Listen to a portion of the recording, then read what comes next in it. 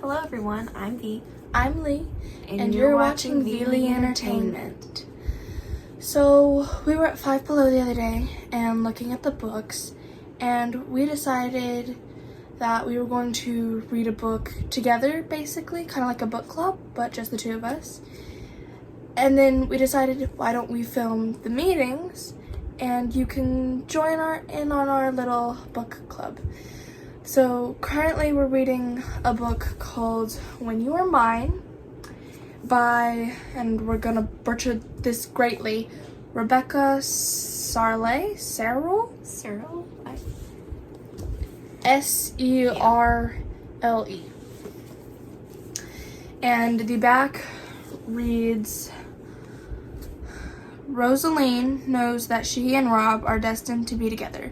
Rose has been waiting for years for Rob to kiss her, and when he finally does, it's perfect.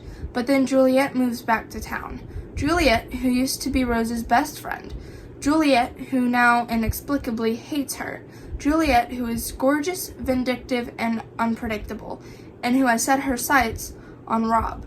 He doesn't stand a chance. Rose is devastated over losing Rob to Juliet, and when rumors start swirling about Juliet's instability, her neediness, and her growing problems, Rose starts to fear not only for Rob's heart, but also for his life.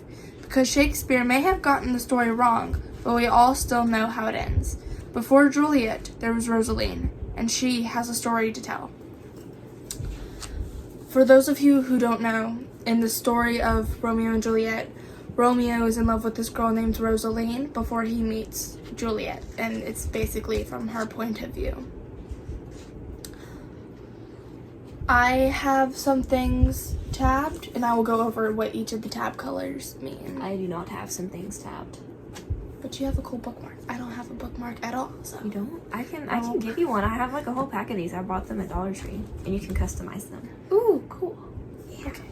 Anyways, I have my reading buddy, Stacy the cheetah. And I have mine, Isabella the cow. So, what were your thoughts on...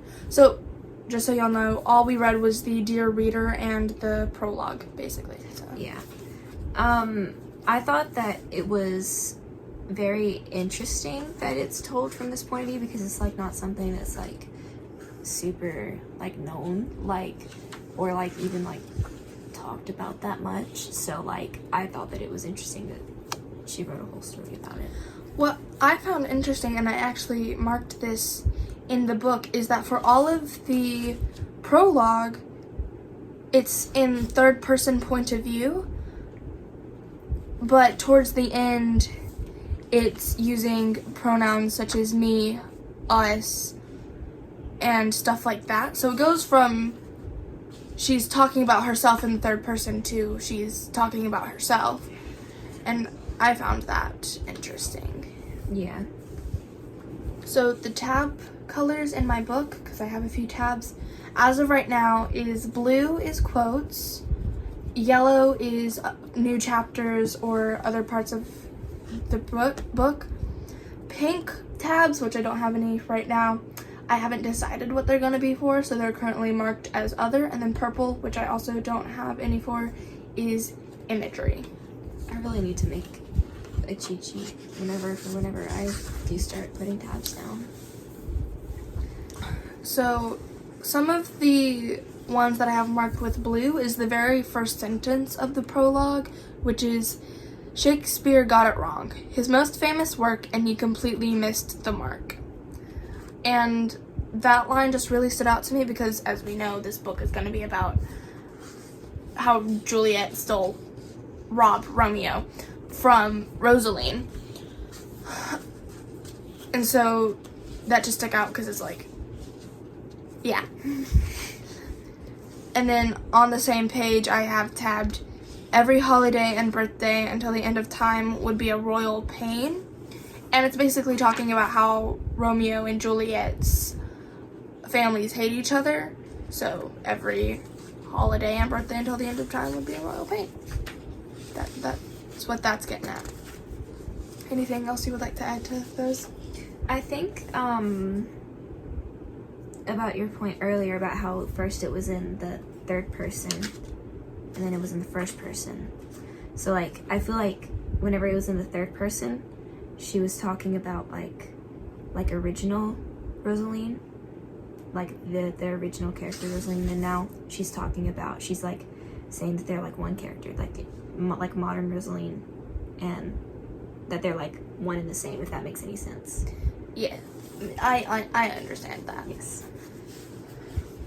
And then something that I just have as a note in the book is there's a line that goes, "It's the perfect love story," and I just wrote, "Is it though?" Because they both die at the end, so I don't really think that it is. Yeah, because, like, you don't like spend that much time together. Anything else you would like to talk about on that first page? On the first page, I don't think so. Okay. Oh, and the fact that she said not to mention that they had absolutely no friends in common because, like, that would be kind of miserable.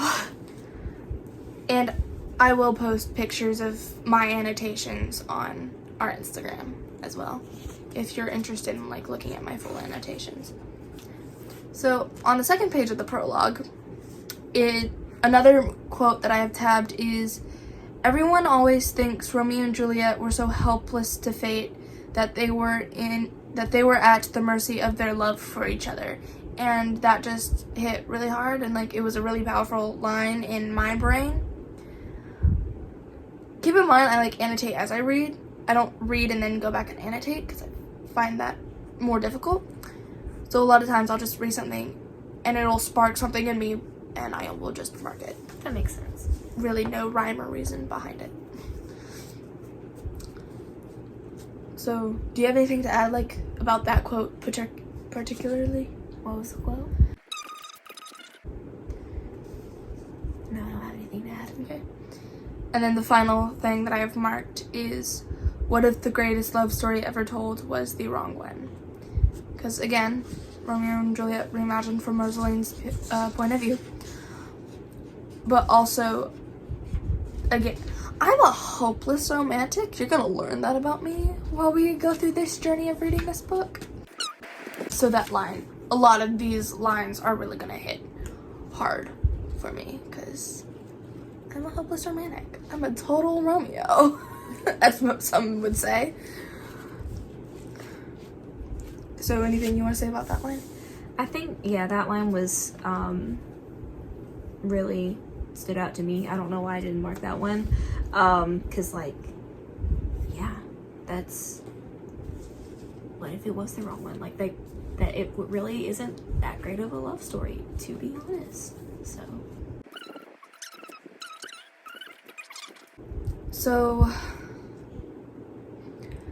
things that I just made notes on was, it says about having no friends in common, so forget double dates. I said, yes, the important things. Another line was, and maybe that, no, let me start it at the correct spot. No, it would be Romeo and Juliet. Do it closer to the camera. It makes a cool sound. Wow, crap. Book ASMR. Yes. Anyways. No, it would be Romeo and Juliet alone forever, and maybe that seems romantic at 14. And I made the note of, no, not really. That's not my idea of romance when I was 14. That's not my idea of romance now. It wasn't my idea of romance when I was 12. Which you also have to think about, like, the typical, like, 14-year-old, how, like, they're like, I want my boyfriend, and I want us to spend every minute together, and, yeah, like, it's... But all alone forever doesn't seem romantic. That seems more borderline, like, obsessive and or lonely. Yeah, and, like, a 'Cause Stockholm Syndrome. Yeah, and if you spend all your time with one person, you will eventually get tired of them. Yeah. Another thing that I had marked, it says, if you read closely, you'll realize that there was someone before Juliet ever came into the picture. And I made the note of, you don't have to read that closely, because literally if you've read Romeo and Juliet, he is literally talking to his friend about how he's going to convince Rosaline to get with him. And then he spots Juliet and he's like, forget Rosaline. Juliet's here. She's beautiful. I want her now. So you really don't have to read it that closely. You do have to read it, but you don't have to read it that closely to know there was someone before Juliet. And that's really all I have to say. Do you have anything you'd like to add? I think there was a quote In the Dear Reader.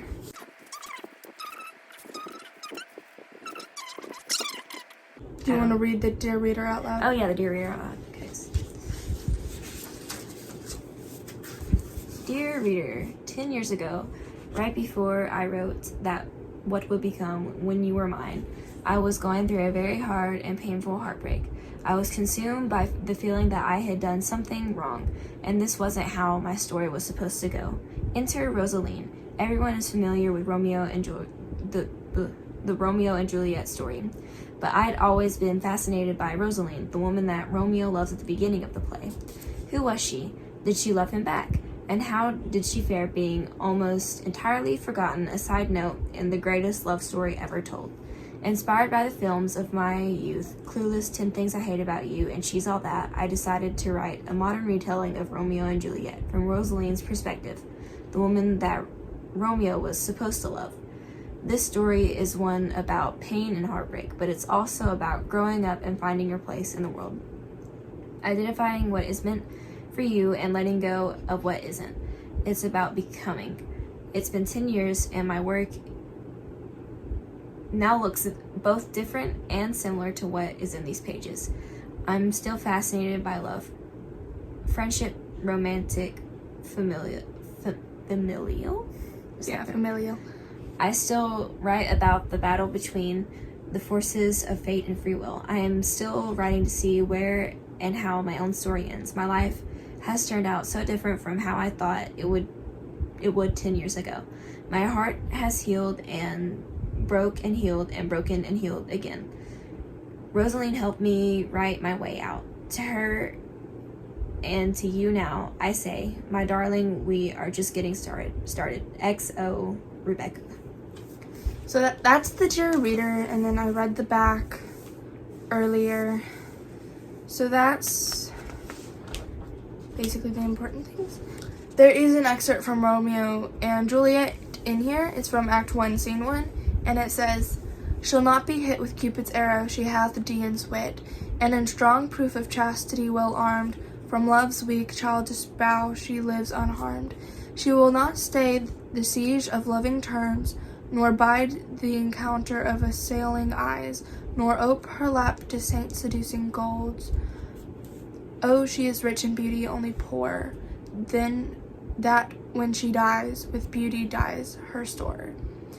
And that Romeo says that in the play. Act 1, Scene 1. Yeah. So that is really all we have to talk about right now, according to When You Were Mine, a novel, technically. So we intend to get together every Friday, Saturday-ish. The weekends. Yeah, and record and hopefully have videos up sometime between Saturday and Wednesday. So that's going to be our uploading schedule according to this. And we will see you after we read Scene 1. Bye, everybody. Goodbye. Mwah.